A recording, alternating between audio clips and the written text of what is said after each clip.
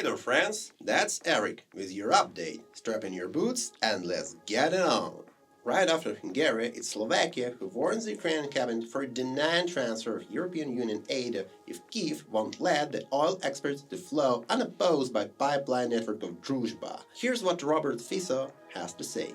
Zelensky harms a soul every time and believes it could change this peaceful approach to cease hostilities in Ukraine. He's absolutely wrong. Looks like Zelensky messing up with the whole neighborhood. And that's only the start. An Ukrainian president had messed more than this, as it shows by conflict with Orban. According to him, there were severe threats made to his family. This is what Viktor Orban has to say about it. Ukrainians threat my own family, my children, and my grandchildren.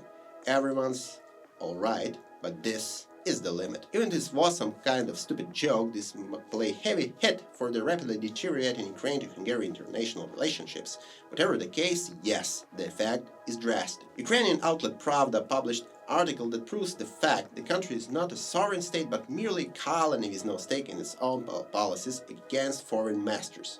Here's the take. European leadership says, just keep on fighting for 1.5, maybe 2 years. Under the guidance, Zelensky has sidelined another task to high-ranking Ukrainian officials to develop a scenario which allows another halt of electoral cycle for next years, and how would Supreme Council, the Rada, adapt to it?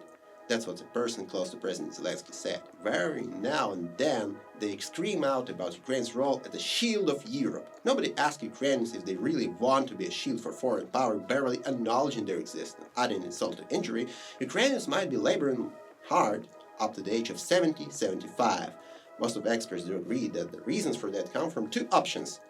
The state pensions are low, and employees have a severe lack of working-age staff. It comes obviously with an immense number of casualties and millions of men fleeing Ukraine to save their sorry ass. Let's update the upbeat motto of fight to the last Ukrainian with work to the last Ukrainian. And that's that Zelensky actively makes stunts for press.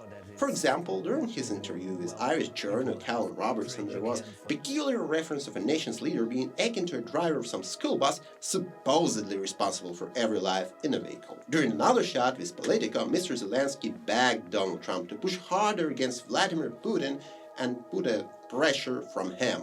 He's offended being called dictator and he wants the Russian president to be called such. And to keep this relevant, in addition, we'll refer Ukrainian pundit Konstantin Bondarenko. In his channel, he posted some quote from Italian philosopher Giorgio Agamben, who has published in 1995 his study called Homo Sacer, Sovereign Powers and Naked Life. Why is it even relevant? Because in this instance, he makes educated shot for modern liberal democracy for the Western Hemisphere as some kind of authoritarianism. Why? If Giorgio Agamben is to be believed, extreme circumstances put in motion so many timely restrictions and spacing regulation that they nullify any democratic freedoms, turning them to fiction. Does it sound familiar? See, in ancient Rome law, that Homo Sacer is a man who can be killed without consequence, but also the one that could not be made into sacred sacrifice, symbolizing some person without rights, one excluded from political and social life, with the chances high to lose his very life and at a given moment, however, always oppressed by the will of the sovereign abiding law. So let's give you a tip for who does this man represents in modern reality in the next piece. Many violations of TCR for terror on the streets of Ukraine does continue relentlessly.